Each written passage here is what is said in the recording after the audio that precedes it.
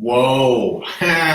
All right, guys, what's up? Welcome to the first episode of the Victor and Sharon show. Whoa, it's happening. We said we were going to do it. We did it. So thank you guys so much, man. I really appreciate your time for watching this. I know it's a Saturday. We won't keep you long, man. I know you got shit to do with your kids. Oh, man, I cussed like the first few seconds. All right, so first off, thank you guys for showing up. And I want to really give you a quick introduction on us, all right? So if you guys didn't know me, again, I'm Victor Bell Jr., real estate investor extraordinaire. Like I said, I've done creative real estate. I've been in that business for 20 plus years. I've done millions of dollars in real estate. We have our training company now, which is what we're doing, and we're launching this stuff, and this show is going to be a part of talking about that because there's stuff I want to do, stuff Sharon wants to do together. What else have I done?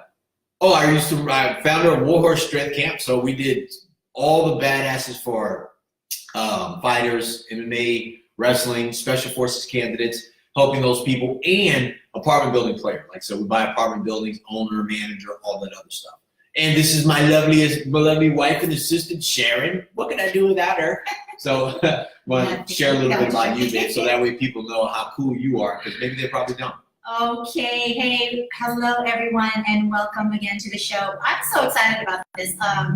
You know, the funny thing about it is, Victor was like, hey babe, let's do a show. I'm like, I always wanted to do one, but I say that, but really I didn't. But anyways, I'm actually excited that we're doing this, and I am super excited about talking with you over the weeks. And my story is that I have had success in acting as an actress.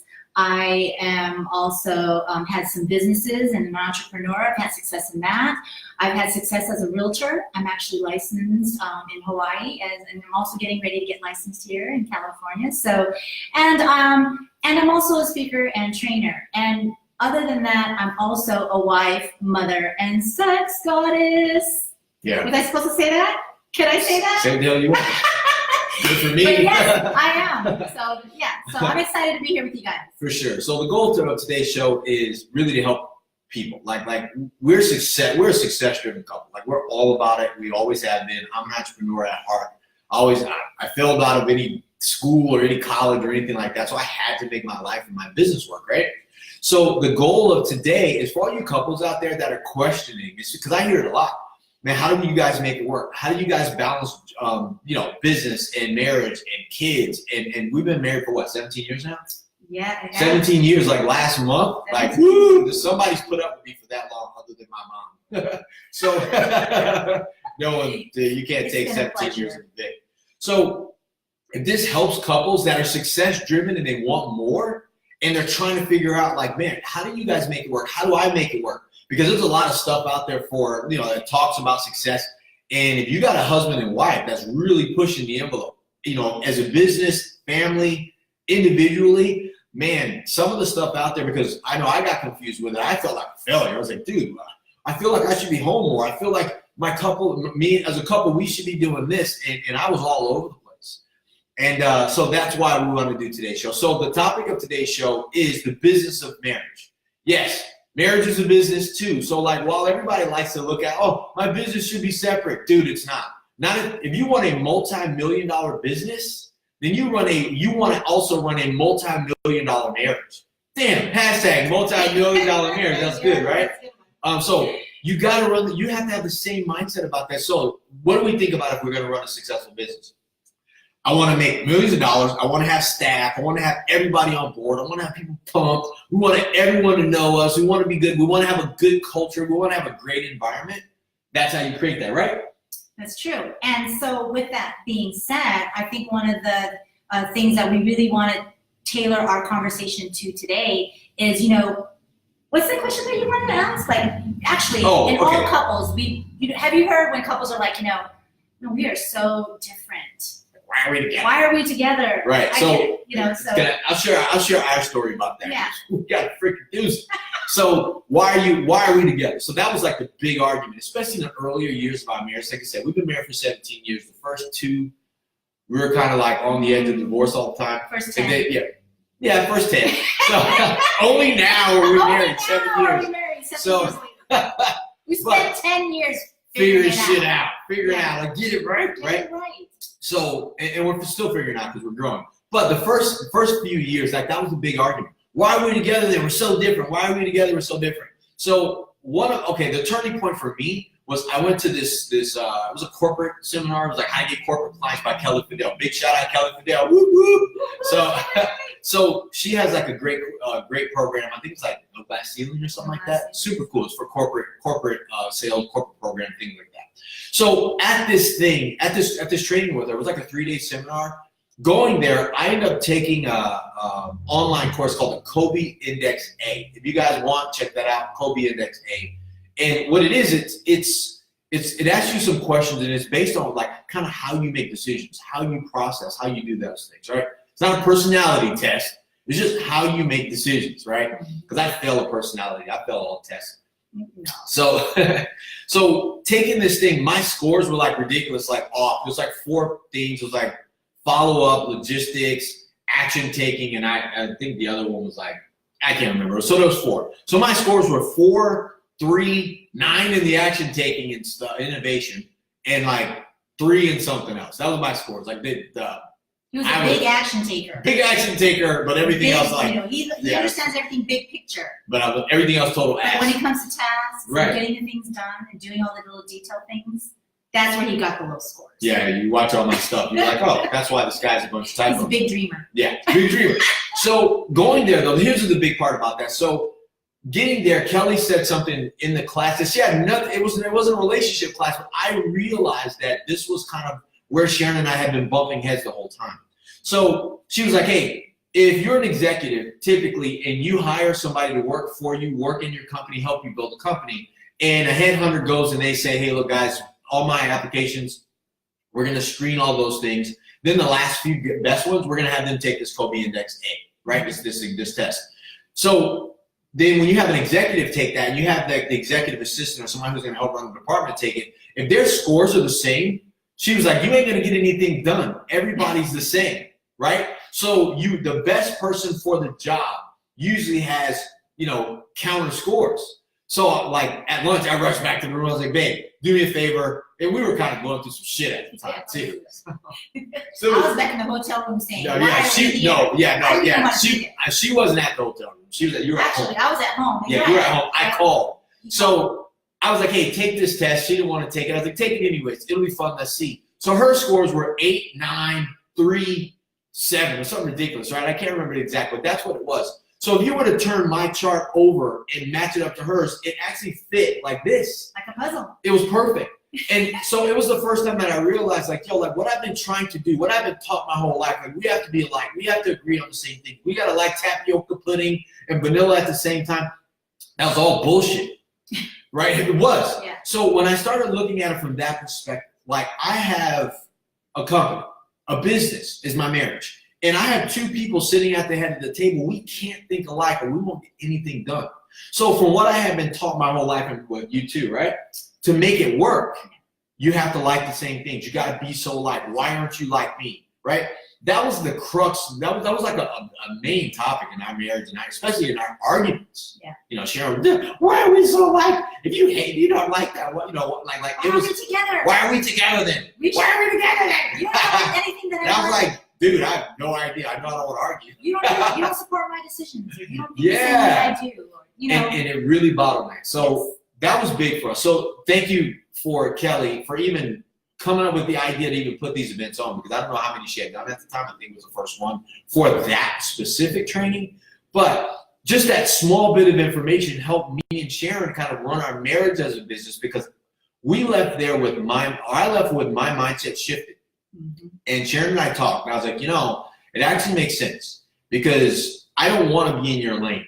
And unfortunately, pulling you into my lane doesn't help us. So let's do this.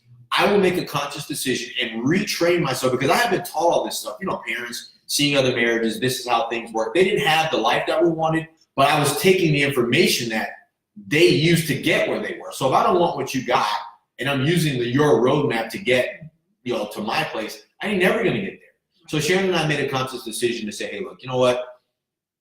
we will accept this as this, and it's really, I mean, would you agree it's been a big help for us, right? It has. As a couple, as running our business. It Success. has. Success driven. As it relates to our business, I mean, just understanding the fact that Victor makes decisions from a bigger picture concept, and I like to focus on all of the minute details and the tasks and the things that are going to get us to that big picture. We were actually able to start working together so that we can accomplish our common goal, right? So that's ultimately what you want to do, is you want to be successful in your business and you want to be successful in your marriage.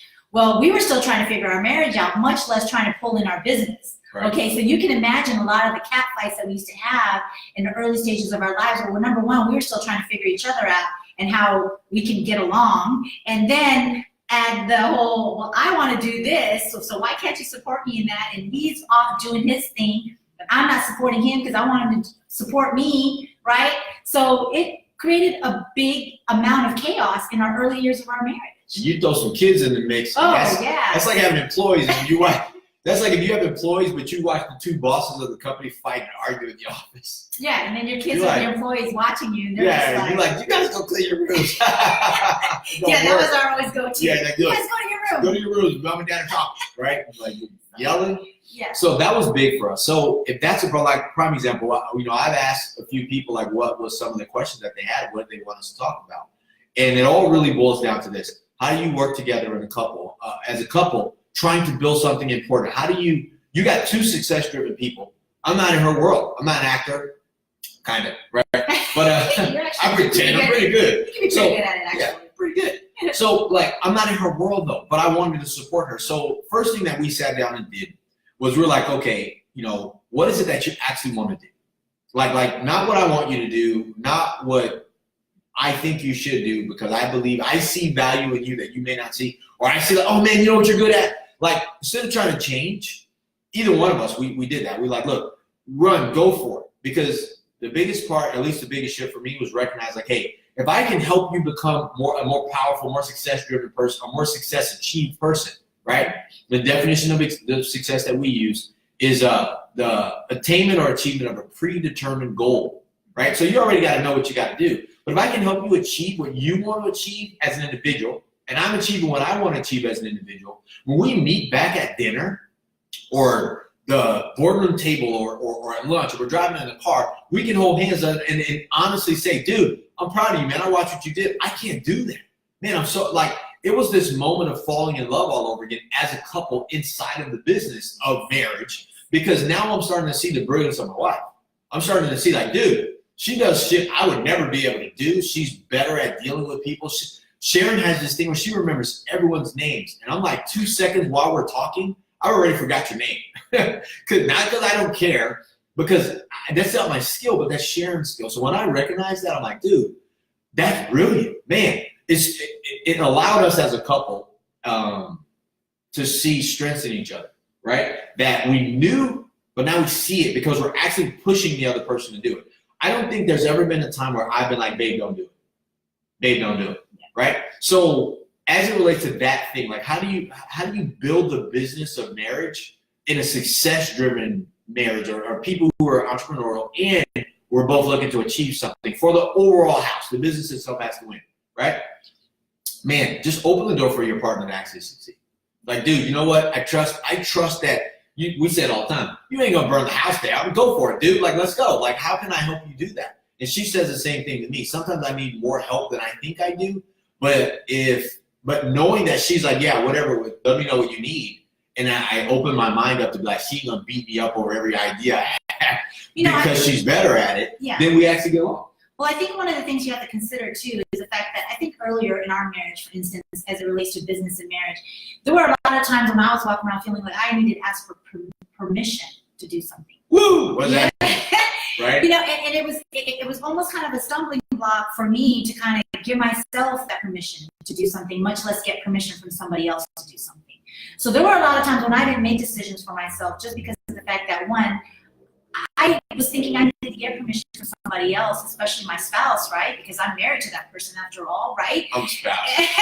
My husband, you know, your husband or your wife, you have to get that permission to do anything to make that movement. But it wasn't for me until the moment that I realized, you know, that I am my own person.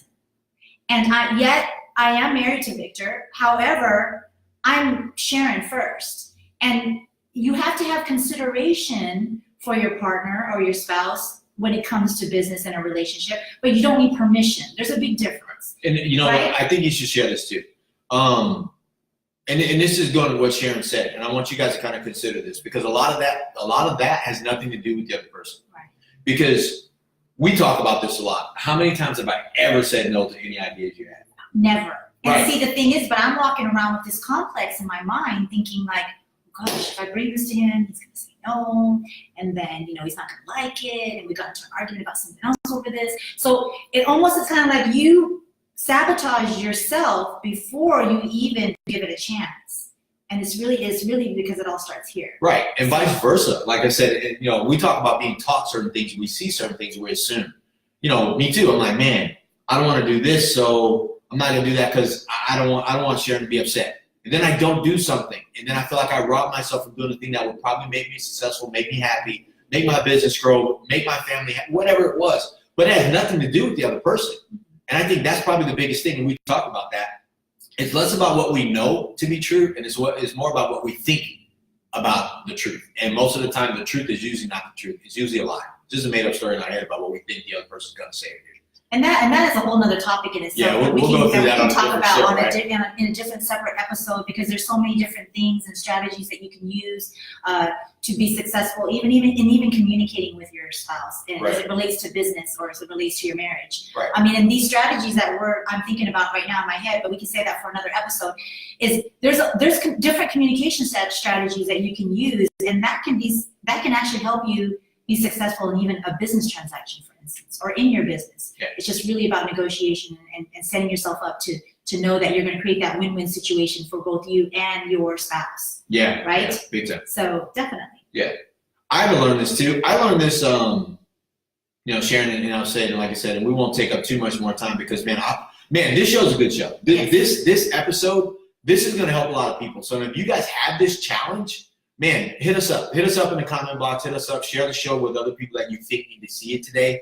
Even if it's fuzzy, because I can't tell. The information here alone, I can promise you, guaranteed will tack on another 20, 30 years into your marriage and your business if you guys are running a business together and trying to be successful. Okay, so with that being said, though, Victor, what is the biggest advice? You can call me babe. What's the biggest advice that you can give to those that are listening to us today as it relates to being a successful, driven couple, and on our topic of the business of marriage, right? Right. So for me, I would say to you, as we're getting ready to close this episode, is that as a successfully driven couple, the biggest takeaway for me and what helped me really get further in appreciating my relationship with Victor and our marriage and all of the things that we do is that I finally had to appreciate Victor for all of his strengths. And I didn't try to get him to see my way all the time. And I didn't try to get him to agree with me on everything that I do, because in all actuality, right, disagreeing doesn't mean disrespect, right? You've heard that before. That's good. Disagree doesn't always mean disrespect. Hashtag disagree doesn't always mean disrespect. That's good, babe. That's right. Good. And so my biggest advice to all of you is that, as you're thinking about this week going forward, about how can you be more successful as you play out the week, right? Is to just maybe learn to appreciate your spouse or significant other and really support them for their craziness, right? Yeah, and for their support strengths. crazy. Support crazy, because crazy will get you far. Yeah, right. Yeah. If you're successful, want to be successful, you got a business and all that other stuff, and you want your shit to be successful, just the same way with your marriage, you better support the crazy in your partner. Yes. Because if you're the only person that's walking around trying to be sane, you're going to lose. Yes. So like our marriage is not clean. Like our marriage is fun. Like our household, our kids are crazy. Like I'm crazy. Sharon's crazy. We have a good time. Right? Yes. So that's a big thing. So thanks for sharing. Yeah. And my biggest tip too is don't try to change your partner. Yeah. Or your spouse. You know what? That was going to be mine. Yeah. Stop trying to change your partner. Stop trying to change them because you feel like it's right. Because what are they really doing? That's why you married them, right? Because they had something that you didn't, and it inspired you to be more of who you are. So stop trying to change them, like seriously, and push them to grow. If you don't push people to grow into the craziness, They should be at crazy times 20 by the time. 20x. Yeah. The 20x effect. The 20x, and we'll talk about that. Yeah, the 20x. You should push them to take 20 times more effort into being more crazy. Yes. To grow the business, to grow your family, to grow your marriage, like all that other stuff, to be a better parent, to be a better dad. Like what you know won't get you to where you want to go. All right. So you got to play that card. So the only way to do that, especially if you're going to live your life with a person that both you guys are trying to succeed, don't hold them back. Because sometimes Sharon pulls me up and I really need to hear it. I have my down days and sometimes I hope that I pull her up whenever she's working. He does. Right? And if you don't push people into the crazy pit, they can't fight their way out when you ain't around. So you got to give them something to work on. And that's how that goes. So thank you so much for taking the time today to tuning into the Victor and Sharon show. Again, not as funny as the Dave Chappelle show, but funny as damn enough. All right? So I hope this helps you guys. I hope you guys learned something. Big takeaway for today. Stop trying to change them too. Open up the space so they can actually grow into crazy. That's what we want. Yes. And the business of marriage should be just like your other business. You need to build a multi-million dollar business, and you need to also build a multi-million dollar marriage. And if we can help you do that, that's great. Stay tuned, or not stay tuned. Continue to tune into this show. We're going to get better. Sound's going to get better. Life's going to get better. I'm going to get more attractive as we go. Sharon, the sex demon, is going to. Right. We may have a good sex show right on the table of the couch. And be like, hey, this is the positions that we like. Yeah.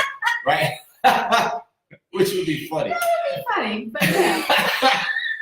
Dave Chappelle would definitely chime in on that. So anyways, I appreciate you guys, man. You guys have a great day. This is Vic and Sharon tapping off, saying give them hell today. Yes. And what could be a good sign off for us? Oh, to your wins. To your wins. Yeah, we salute them. We'll salute them out. To your wins. To your wins. Yeah, that was good. All right.